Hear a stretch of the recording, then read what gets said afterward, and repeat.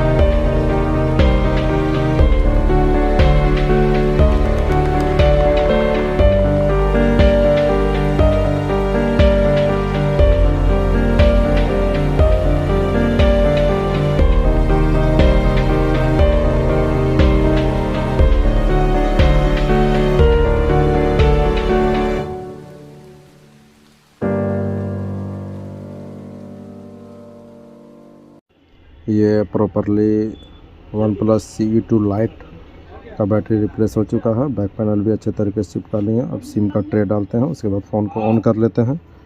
तो दोस्तों वीडियो के लास्ट तक बने रहें ताकि कोई भी ट्रिक मिस ना हो। तो दोस्तों ये देखिए फ़ोन आपका ऑन हो गया है। तो इसको देखिए सेटिंग में जाते हैं, उसके बाद आपको मॉडल दिखाते हैं। सेटिंग में जाने के बाद अबाउट फ़ोन में जाते हैं। देखिए यहाँ पे ये CPH2381 OnePlus CE2 Lite।